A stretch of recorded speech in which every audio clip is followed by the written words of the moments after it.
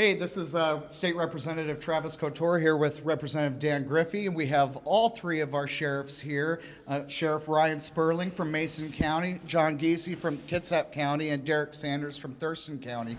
Today we were hearing the initiative for reasonable police pursuit, Initiative 2113. And I just wanted to have our sheriffs have a chance to talk about how important this initiative is to our communities, starting with Sheriff Spurling. Well, first of all, I'm going to take a little higher altitude. After teaching at CJTC and at the Washington State Patrol Academy for many, many years, why does people commit crimes? Well, they have the desire, the opportunity, or the ability. And in law enforcement, we try to influence their desire to commit a crime, their ability to commit a crime, or their opportunity to commit a crime, and the laws and the ability to enforce those laws directly affect crimes that occur. I've seen that for 36 years. When you take away the only safety net that we have in the area of pursuits, and by the way, I don't know of any police officers who have ever pursued a car who stopped. It's not the police officer who chooses to pursue, it's the person in the car who chooses to flee and not be accountable. I don't think any of us really like pursuits. They're dangerous. I know that, especially after 36 years. But that's our only safety net right now in the area of accountability, desire, opportunity, and accountability, or what was the other one? Ability. See, I got me now confused. I'm getting excited. But by taking away the only safety net, it just opens the doors to a lot of crimes. And again, until we get something besides pursuit, some technology, some other piece of equipment that we can prevent people from running and putting people in danger, this is what we have. And the officers make solid choices through training, as you saw. The laws require the training be there, alternatives that we have to learn. There's a lot of things that we do to try to prevent those injuries. Thank you. Rep. Griffey, you were in the hearing. You were part of the legislative panel that was hearing the bill. What was the number one takeaway for you out of that hearing? Well, a majority of Washingtonians think that the pursuit laws that were passed in the legislature in 21 and then amended in 22 restrict our law enforcement's ability to proactively police and have emboldened criminal behavior because of that knowledge, that they know that there's a good probability they won't be pursued for the crime. And we saw over 3,000 people testifying, signed in favor of this change, 100 and some that testified or signed in against. And I think it's clear that Washingtonians want to give law enforcement officers those tools that they're asking for to be proactive in their policing to keep Washington safe. Sheriff Gese, what would this initiative mean to our community up in Kitsap County?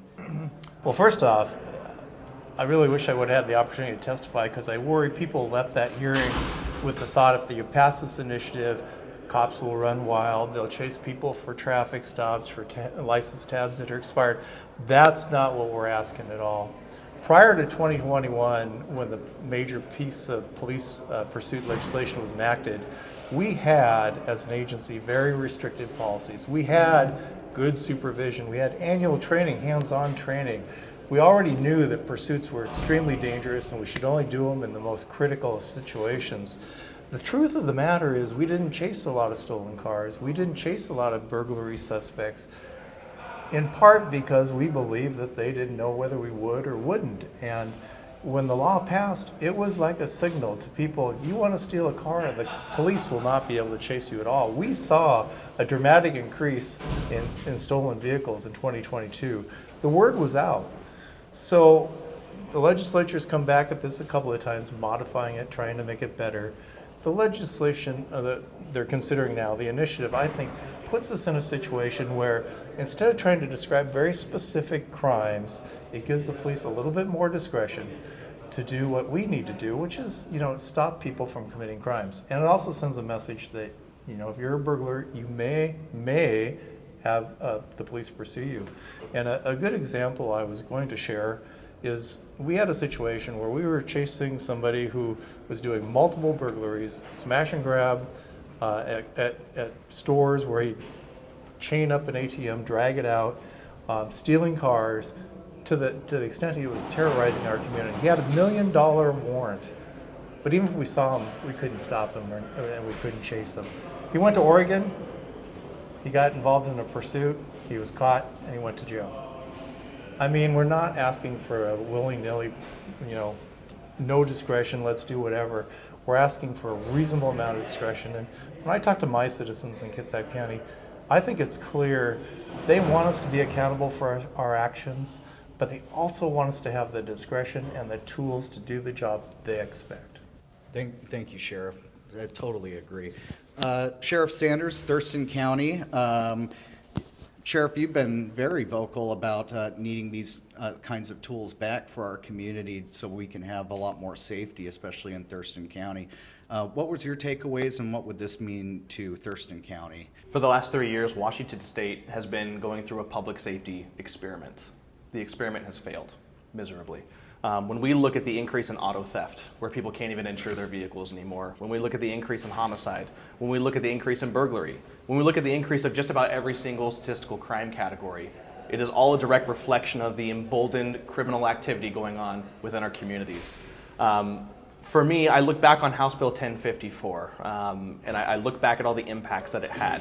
House Bill 1054 was expansive, and yet the one issue that law enforcement has come back to the table for every single year wasn't a ban on no-knock warrants, it wasn't a ban on chokeholds, it wasn't a ban on tear gas, it was the issue with relating to police pursuits. We are not here to complain about everything going on, we are here to complain about the things that are completely outside of our control now.